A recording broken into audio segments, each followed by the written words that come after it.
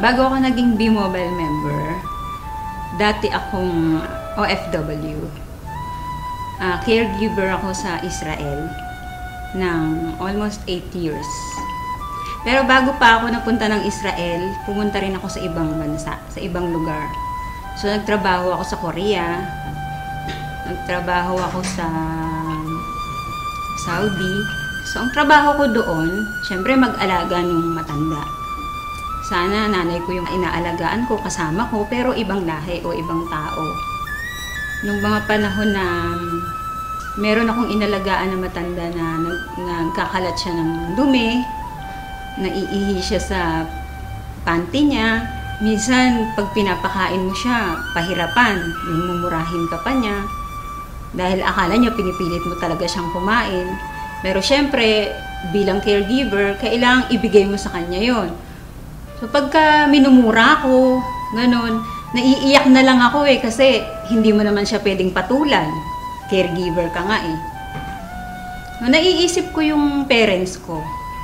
Kasi dapat ako yung kasama nila sa bahay, pero matagal akong wala. Lagi akong nasa abroad. Nung mga time na yon, sabi ko sa sarili ko, pag umuwi ako ng Pilipinas, ayoko nang bumalik sa abroad. Kaya naghanap talaga ako ng opportunity na yung magi-stay na ako sa Pilipinas, yung hindi na ako aalis. Ayun, nakita ko nga si B-Mobile. Nung nag-grab ko to, nakita ko yung opportunity. Ang laki nung pinagbago sa buhay ko. Pinangako ko kasi sa sarili ko nga na ayoko na mag-abroad. Yung gusto ko makasama ko na yung family ko rito. Kasi syempre tumatanda na yung parents ko. Yun yung nag-push din sa akin para gawin ko si B-Mobile. Hindi kagaya nung nagtatrabaho ako as a caregiver, ginagawa ko lang yun kasi trabaho ko yun. So wala akong choice. Pero dito, bilang B-Mobile technopreneur, nade-develop din yung pagkatao ko. Yung sabi ko sa sarili ko, ay marunong din pala talaga ako makipag-usap. Yung isang pinagpapasalamat ko na nandito ako ngayon sa B-Mobile, yung nagkaroon ako ng time sa sarili ko, nakakapunta ako sa iba-ibang lugar. Kasi sabi ko noon, pumupunta ako ng abroad, pero ang Pilipinas hindi ko nalilibot. So ngayon nagagawa ko na siya. Napupuntahan ko na yung mga lugar na hindi ko napupuntahan noon dito sa Pilipinas. Sa mga OFW, huwag silang matakot na umuwi ng Pilipinas. Kasi noon nalulumo ako sa tuwing sasabihin nila sa akin na, di bali nang mamatay dito sa abroad kahit may gera. Ayaw namin umuwi kasi nandiyan kami sa Pilipinas. Ganun na ba talaga kahirap yung Pilipinas para ganun lang sabihin nila? Tapos yung kahit na malayo sila sa mga anak nila, sa pamilya nila, basta ang mindset nila, ang nasa isip nila, sa abroad lang nila mararanasan na magkaroon ng pera, na maibigay sa pamilya yung pangarap na gusto nila. Hindi ka palaging malakas.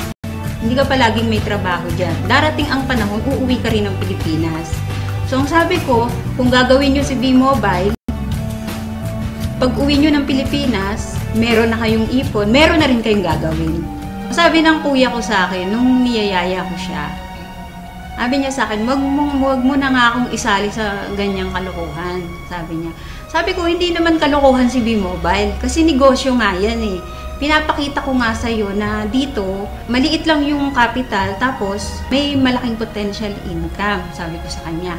So sabi niya sa akin, baka mamaya magpasali ka dyan ng mga tao, yun pala, scam yan. Sabi niya, di madadamay pa kami niyan. Pati ko niyayaya mo, madadamay din ako, sabi niya. So, syempre na-hurt ako kasi hindi ibang tao yung nagsabi sa akin eh. Kumbaga, kapatid ko siya eh. Anong time na yon, sabi ko sa kanya, sabi ko sa sarili ko, hindi ako titigil sa B-Mobile. Hindi ako titigil hanggat hindi ka naniniwala sa akin, hanggat hindi ka sumasali sa akin, at hanggat di ko napapatunayan sa'yo na totoo si B-Mobile. So, good news, kasali na siya sa B-Mobile. Huwag kang titigil kung ano yung naumpisahan mo. Kasi, gusto mo bang bumalik uli sa abroad? Gusto mo ba uling magtrabaho sa abroad? Bumalik sa dati? Yun yung lagi kong tinatandaan. Kasi nga, di ba sabi ko sa'yo, natatakot ako na bumalik uli sa abroad.